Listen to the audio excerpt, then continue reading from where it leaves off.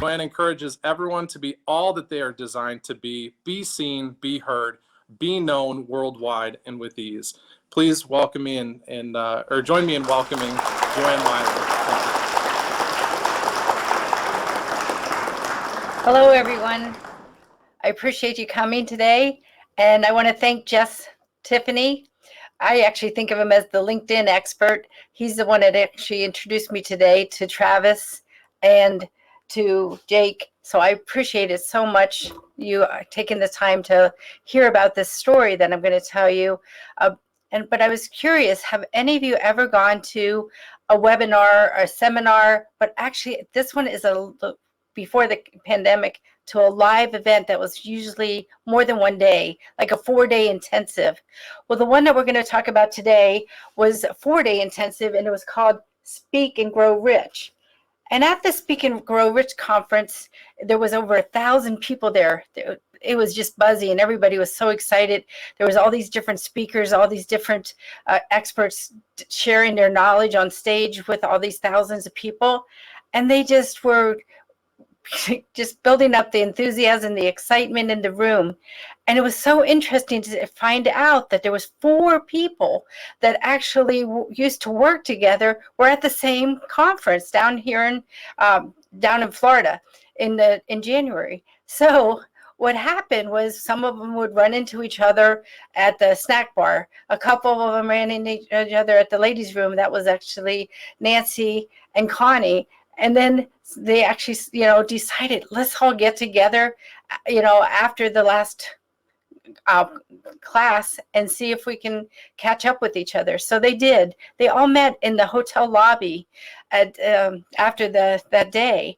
And they just were so excited to see each other. They embraced, because they used to actually work together 5 years prior, but for over 10 years, they were in the same industry, and they were all 4 in sales and marketing. So they shared many secrets. They shared many insights with each other. They competed basically against each other, even though they weren't really told that they were competing. But they, of course, even though you have other outside competitors, when you're in sales, you also often are competing against each other, because of course the company usually posts your numbers. So they would see every week who was at the top salesman for the week, who got the most cold calls done and all that stuff. So it was kind of interesting to see how they, worked together for those 10 years, but they really had lost track of each other.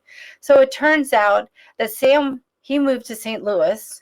Nancy, she was doing traveling around, actually couch surfing right now in Colorado. Willie was still in DC. And then there's Connie. She's from New Jersey, but she was so glad to be in Florida in January to warm up. So they decided, to reminisce and see what, they used to talk about and stuff like that. And Willie said, do you remember that one time we had this contest to see who could make 6 figures first? And, they're like, oh, yeah. And then Nancy's like, but none of us ever did. And Connie says, wait a minute, I did one time in 2012 when I closed that one deal that I had been working on for a couple years, because I stayed in touch with them. I followed up with them, during all their mergers and their acquisitions. So I really did. They're like, oh. And then Sam said, did any of you guys make 6 figures yet out on your own? Because now they were all either laid off or downsized or right-sized and, out on their own as entrepreneurs. And you're, no. And then you started hearing some of the reasons. I never liked cold calling. I hate going to useless networking meetings. I spend a lot of time on proposals, but the prospective clients never get back to me. Social media sucks. It takes so much time. I would follow up if I had a CRM, a client relationship management package. I have lots and lots of ideas, one of them said, but I actually lose momentum, or I just don't know how to monetize the ideas. So everybody's like, yeah, I understand. It's not as easy as it sounds being an entrepreneur. And then Willie spoke up. He says, yeah, but look, we're at this conference. They're giving us, these top 5 things to do as an entrepreneur to be successful. And so he started thinking about it, and he's like, I think that if to sum it up, it was like to, number 1, create products and services that are active, passive, and residual. In other words, have multiple streams of income. 2, build a website. 3, network. Build your list. 4, create alliances, partnerships, joint ventures with colleagues, affiliates, and vendors. And the last one, number 5, they said, be seen on stages, be heard on interviews, be known as the expert. They're like, yeah, you're right. So then he said, why don't we have another contest between the 4 of us, and we'll call it Go for the Green, and whoever, gets to 6 figures first, wins. But in the meantime, let's just check in with each other in the next 120 days on Zoom to see how we're progressing. So everybody's like, oh, okay, that'll be fun to be able to, have this as a contest instead of just me feeling like I'm doing it on my own and nobody's supporting me. So Sam, so they all, after the conference, they left, and I'm just going to give you a recap of what each one of them did. Sam, he was more the introvert, so he decided that he would move into a high-rise, a skyscraper downtown St. Louis. And he was just so excited because he got his name on the marquee, as well as amongst all those people, as well as people that were coming into the building could see him on the marquee, and he could network in the elevator. So he was really thrilled. Nancy, well, she, as was in Colorado. Well, what she decided to do was go to these networking meetings. That was the one that she really focused on. Number 3, network. So she started going to all these networking meetings. She would actually pay anywhere from $20 to $100 for rubber chicken at these, events. But not only that, before you knew it, she actually had 12 volunteer positions. Because when you go to these networking meetings, many times they ask you to be on their committee, to be on their board of directors, to volunteer to do something. So she was very busy, but she did collect hundreds of business cards at those networking meetings over those 120 days. Then there's Willie. Wild Willie, he had it in his head that he was definitely gonna have the best website you can imagine. So he decided to, because he had taken a course before to be able to create one. So he did, but it really didn't look very impressive or very professional. So what he decided to do was to hire somebody to help him. So he wound up hiring designers, developers, programmers for the next 90 days to help him to create this professional looking website, which he was really pleased with it. But the only problem was he really didn't get very many visitors. Like the guy at the conference said that you would get lots of visitors. So he was a little bummed out about that. Then there's Connie The Connector. She decided to join this collaborative cloud community where she met all these different people online on their monthly mastermind calls. She also had in the community, she got her own website, and the cool part of it was within a web portal. So everybody that was a member of this community actually got exposure to each other's contacts. So you could go from having no contacts to 65,000 contacts in 24 hours, because it only took her less than a day to actually move into her website, because it was all template based, a 40-page website. And so every week she was just doing different things like blogging, writing articles, creating new products, creating new services, being on radio interviews, all these different things. And she was winning awards, and she was on more interviews in those 3 months than she was in the last 5 years. So she was thrilled to be able to be known as the expert in a very short period of time.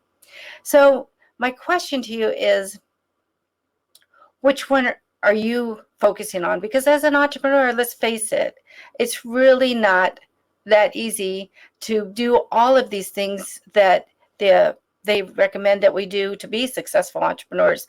It takes time, it takes money, it takes energy. So which one have you decided to focus on over your time?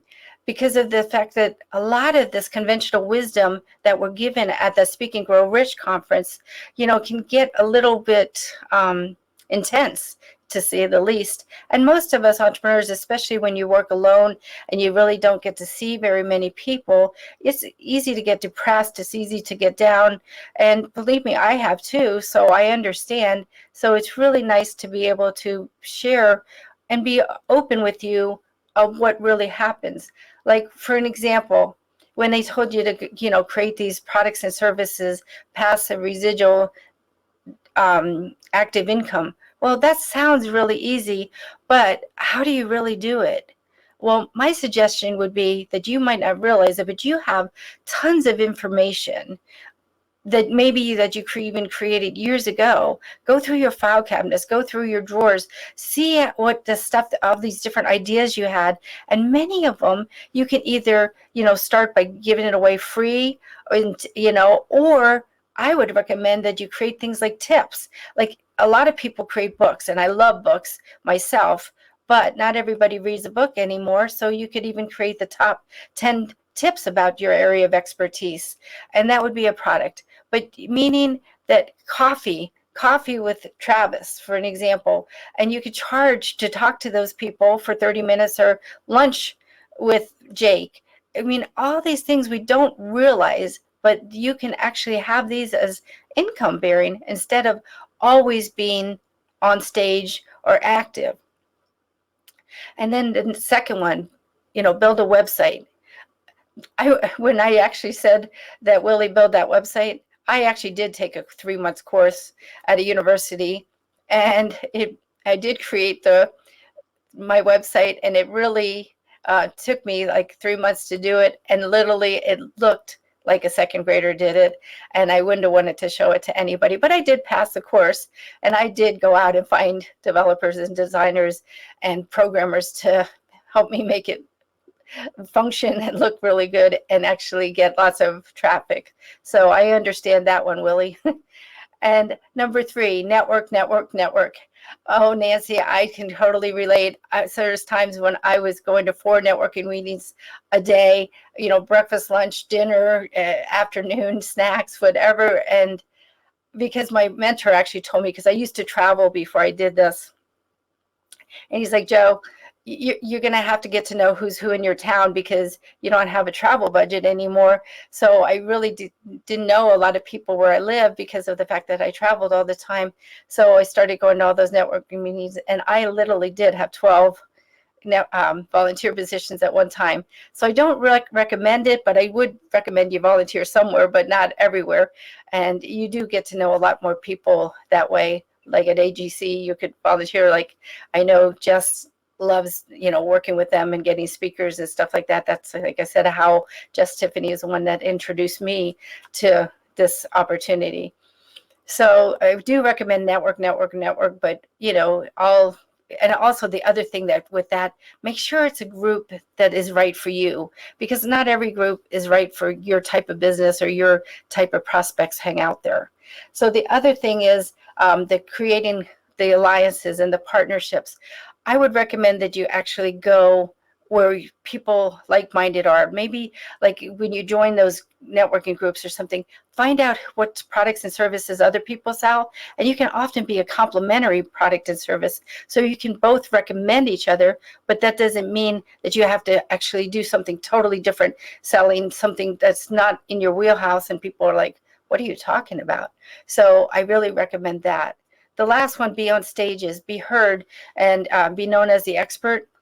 Well, sometimes it's really challenging and frustrating to find opportunities to be on these radio shows, on these podcasts, as well as, on getting on stages. But there are places out there that you can buy lists, and that actually have like the, speaking opportunities in your town, radio show hosts, radio networks, podcasters, lists of those. So I would recommend that you buy that list, and whether you or can or cannot, take the time to call all of them.